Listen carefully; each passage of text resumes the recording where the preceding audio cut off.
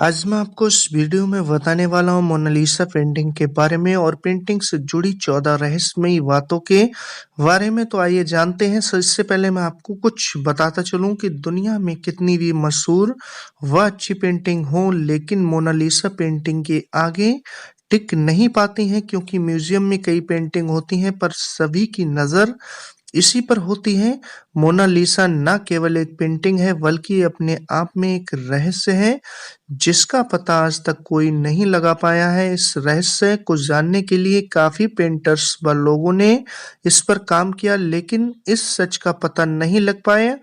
500 साल पहले painters Leonardo da Vinci ने इसे बनाया था। इस पेंटिंग की मुस्कान को लेकर कई तरह के रहस्य सामने आए। कहा जाता है कि इस चेहरे की मुस्कान हर कोने से अलग ही एंगल में दिखाई देती है।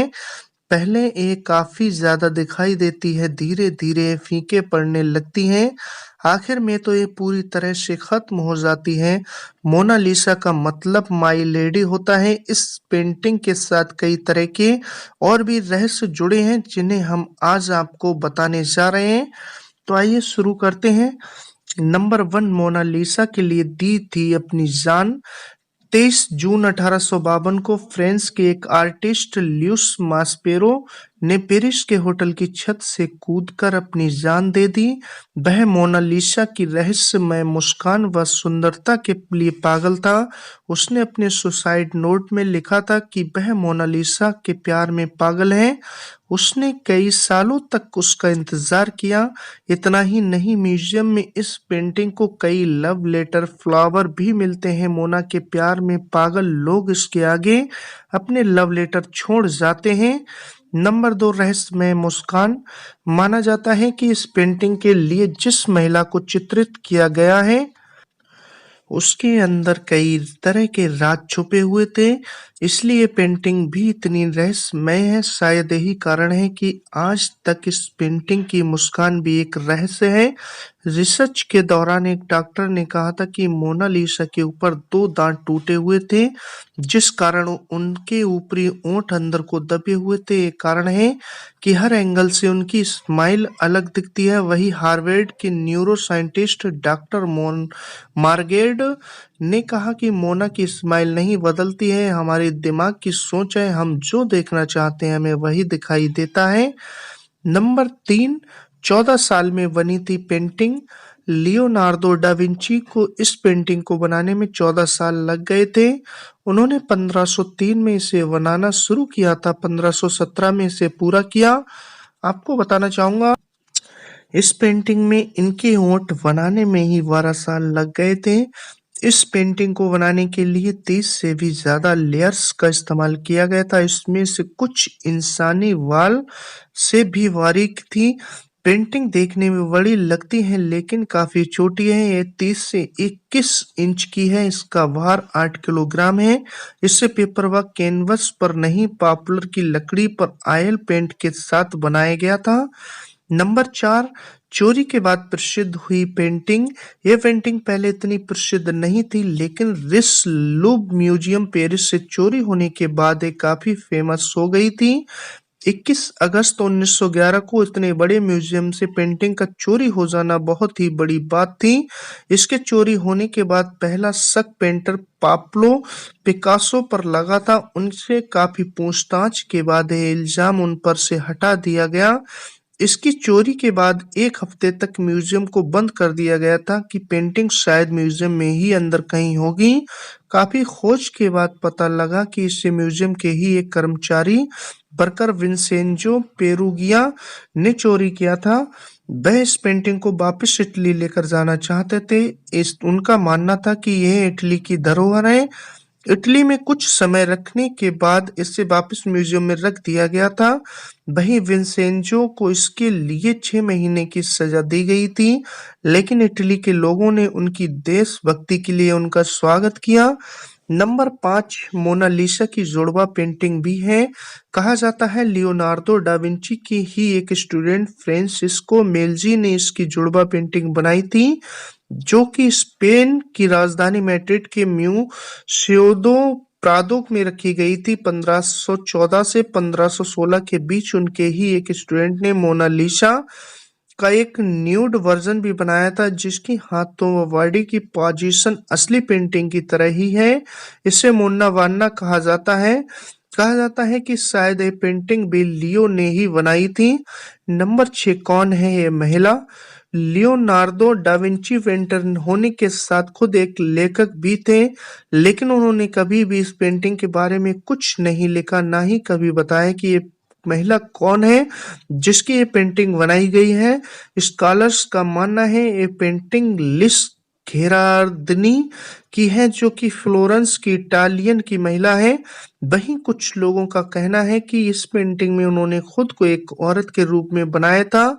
नंबर 7, लोगों ने पहुंचाया था काफी नुकसान। दूसरे विश्व युद्ध के दौरान मोनालिसा की पेंटिंग को 6 बार अपनी जगह से बदला गया ताकि ये जर्मन लोगों के हाथ न लग जाए। इसके बाद पेंटिंग को लोगों ने काफी नुकसान पहुंचाने की कोशिश की। एक बार 1956 में एक टूरिस्ट ने इस पर पत्थर फेंका था, जिससे इसकी बाएं बाजू पर निशान पड़ गया था। उसके बाद इसे ठीक कर दिया गया। इतना ही नहीं, एक व्यक्ति ने इस पर एसिड फेंक दिया था। उसके बाद इसे बुलेट प्रूफ फ्रेम में रखा गया था। इसके बाद भी एक महिला ने इस पर लाल स्प्रे छिड़क दिया था। नंबर 8, कौन थी मोनालिसा?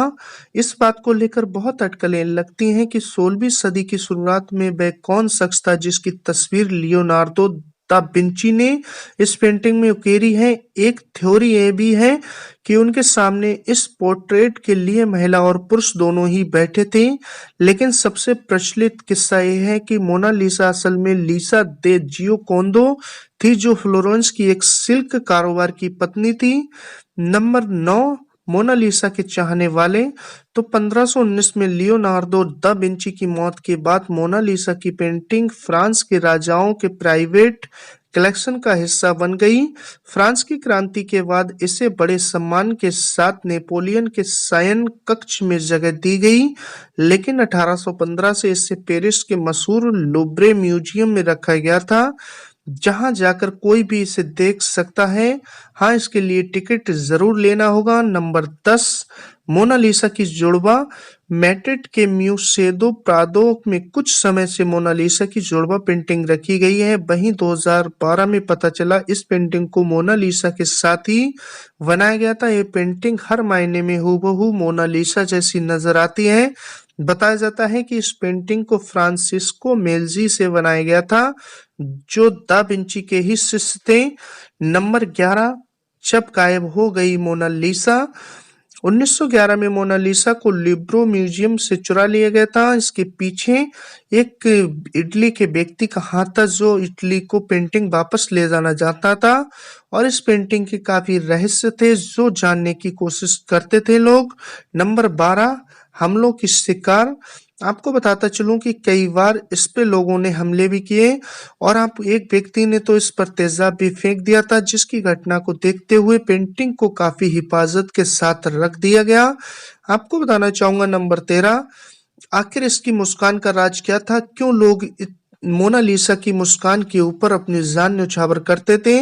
न जाने कितने वैज्ञानिकों और इतिहासकारों ने इस पेंटिंग का विश्लेषण किया और हैरान करने वाली जानकारी पेश की, लेकिन मोनालिसा रहस्यमयी मुस्कान का राज 2008 में पता चला। दरअसल ये पेंटिंग की खास तकनीक स्फूमाटो का कमाल है। दा विंची ने पेंट की कई पतली परतों के जरिए से मुमकिन बनाया है और रंगों का खास इस्तेमाल किया है। नंबर 14, लंबा इतिहास। मोनालिसा न सिर्फ कला जगत की सबसे नामचीन पेंटिंगों में शुमार होती हैं, बल्कि इसने बहुत से कलाकारों को भी प्रेरित किया है, जिसमें जोसेफ वाइल से लेकर एंडी वारहोल तक के नाम लिए जा सकते हैं। 20वीं सदी की मीडिया आइकन होने की वजह से आप उसे साहित्य, संगीत और विज्ञापन सब जगह पाएंगे। बीते 500 से ये मुस्कुराती महिला आगे भी सबको अपनी तरह खींचती रहेगी।